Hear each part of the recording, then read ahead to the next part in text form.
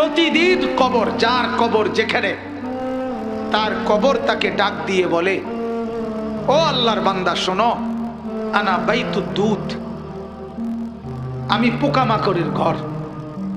আমার বাপ শুনেন, যুবক আপনারাও শোনেন, আপনারাও শুনেন, কবর কিন্তু নির্দিষ্ট কোনো বয়সে যায় না বাপ।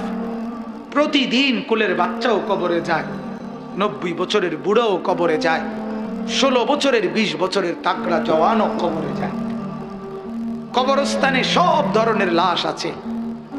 এজন্য কবর ডেকে বলে, ও আল্লাহর বান্দা, আমি পোকামাকড়ের ঘর। তুমি তো সেই ব্যক্তি যে একটা মশারি ছাড়া, একটা সামান্য মশার কামড় সহ্য করতে পারো না। একটা মশা কানের কাছ দিয়ে গেলে তোমার ঘুম ভাঙ্গা যায়। মশারি টাঙ্গাও, কয়েল জ্বালাও, অ্যারোসল লাগাও, এত কিছু করে তুমি মশার একটা আওয়াজ থেকে, কামড় থেকে বাঁচতে চাও। হায় আল্লাহর বান্দা, তো বছরের পর বছর, শত শত বছর কবরের মধ্যে এই পোকামাকড়ের ঘরে কেমনে থাকবা? হাদিসের মধ্যে আল্লাহর নবী সাল্লাল্লাহু আলাইহি ওয়াসাল্লাম বলছেন, কসম, হাদিস এটা, নবীজি বলেন, কোন নাফরমানের লাশ যখন কান্দের মধ্যে করে কবরস্থানের দিকে নিয়ে যায়, এই পরিমাণ চিৎকার করে, এই পরিমাণ চিৎকার করে নাফরমান বলে, আমার লাশ ওই কবরস্থানে নিও না, আমারে কবরে রাইখো না। আল্লাহর নবী সাল্লাল্লাহু আলাইহি সাল্লাম বলেন, মানুষ ব্যতীত আল্লাহর সব মাখলুক ওই চিৎকার শুনতে পায়, ওই চিৎকার শুনতে পায়। এই কবরে যাওয়ার আগে চিৎকার, লাশের চিৎকার। আল্লাহর নবী সাল্লাল্লাহু আলাইহি সাল্লাম বলেন, যদি ওই নাফরমানের চিৎকার তোমাদের কানে একবার শুনতা, তাহলে পৃথিবীর কোনো মানুষ কোনোদিন কারো লাশ খাটের মধ্যে কান্দে নিত না। কারণ যদি চিৎকার মারে, এই মৃত্যু পর্যন্ত নবীজি নিজে নিজে, আল্লাহর নবী সাল্লাল্লাহু আলাইহি সাল্লাম 5 ওয়াক্ত নামাজের পরে, 5 ওয়াক্ত নামাজের পরে নবীজি যে কয়টা জিনিস থেকে পানাহ চাইতেন, আল্লাহর কাছে মুক্তি চাইতে, একটা হলো কবরের আযাব। আল্লাহুম্মা ইন্নী আউযু বিকা মিন আযাবিল কবর, আল্লাহ কবরের আযাব থেকে বাঁচান। ওয়া মিন ফিতনাতিল কবর, কবরের মুসিবত থেকে বাঁচান। আল্লাহর নবী সাল্লাল্লাহু আলাইহি সাল্লাম বলেন, কোন নাফরমান যখন কবরে প্রশ্নের জবাব দিতে পারবে না, তখন আল্লাহ তাআলার পক্ষ থেকে বলা হবে, ফাআফরিশুহু মিনান নার ওয়ালবাসুহু মিনান নার ওয়াফতাহু লাহু বাবান ইলান নার।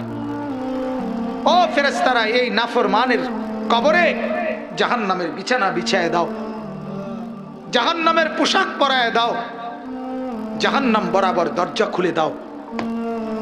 কিয়ামত পর্যন্ত এভাবে জাহান্নামের আগুনের পোশাক আর বিছানার মধ্যেই ধাউ ধাউ করে চলবে।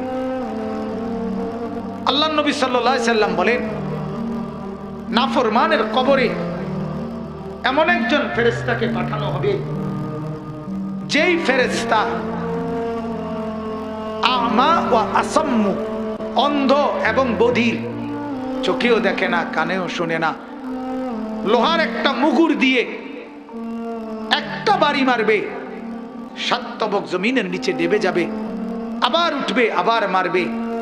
আর ওই নাফরমান কবরে চিৎকার করবে, ভীষণ কান্নাকাটি করবে, কিন্তু ওই ফেরেশতা তো চোখেও দেখে না, কানেও শোনে না, তোমার চিল্লানি শুনবে কি? আল্লাহ আমাকেই মাফ করে দেন। এজন্য রাত গভীরে আপনাদেরকে বললাম, ভাই, আমাকেও বললাম, উসিকুম ওয়া ইয়া, আপনাদেরকেও নসিহত করছি, আমাকেও। প্রত্যেকে কবরের প্রস্তুতি নেই। আল্লাহ তাআলা বলছে, বান্দা কি হলো? বান্দা হলোটা কি? মাটির উপরে একটা ঘর, সেটারে কত যত্ন করে সাজাইলা, কত দামি টাইলস, কত খাট, পালং, সোফা, ফার্নিচার, ফ্রিজ, এসি, দরজা, জানালা, কত সুন্দর করে মাটির উপরের ঘর সাজাইলা। আহা বান্দা, তুমি কি জানো না মাটির নিচেও তো তোমার আরেকটা ঘর আছে, সে ঘরের নাম কবর। ওইটাকে সাজাইলা না কেন? ওই ঘর সাজাইলা না কেন? মাটির উপরের ঘর যদি সাজে খাট পালং আর সোফা দিয়ে, তো মাটির নিচের ঘর সাজে জিকির তাসবিহ তেলাওয়াত দিয়ে, আল্লাহ তাআলার গোলামি দিয়ে, সেজদা দিয়ে, নামাজ দিয়ে, হালাল ভক্ষণ করে কবরের ঘর সাজাইতে হয়।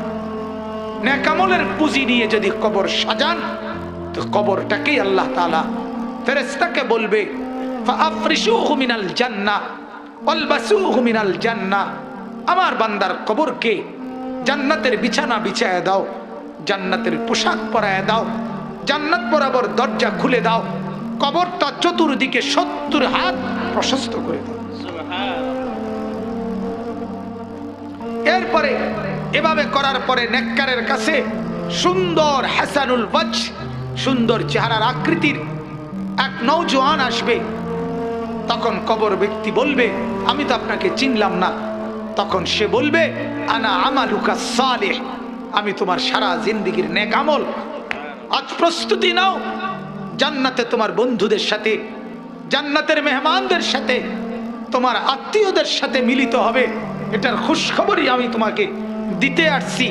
হাদিসে আছে, আল্লাহর নবী বলে, তখন নেককার কবরবাসী বলবে আল্লাহর কাছে, ইয়া রাব্বি আকিমিস সাআ হাত্তা ইয়ারজিআ ইলা আহলি, আল্লাহ আরে জলদি কিয়ামত শুরু করে দেন, আমি আমার পরিবারের কাছে ফিরে যেতে চাই।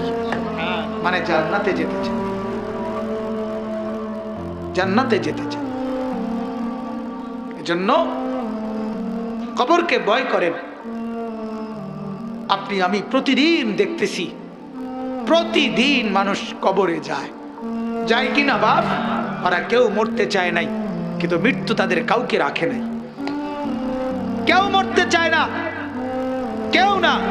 একেবারে 120 বছরের বুড়ো মানুষটাকেও, 120 বছরের বুড়ো মিয়া, তারেও মানুষ ডাক্তার দেখায়, তারেও হসপিটালে ভর্তি করায়, তারেও তো চেষ্টা করে আমার 120 বছরের দাদা যেন না মরে, আমার 120 বছরের বাপ যেন না মরে। তিনিও মরতে চান না, কিন্তু কবর ডাক দিয়ে বলে, আমি কাউকে থাকতে দেই না।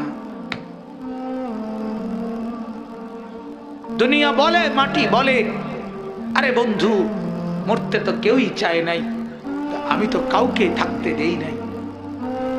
ফেরাউন তো মরতে চায় নাই, নমরুদ তো মরতে চায় নাই, সাদ্দাত আর কারুন তো মরতে চায় নাই, কিন্তু মৃত্যু তো তাকে ছাড়ে নাই।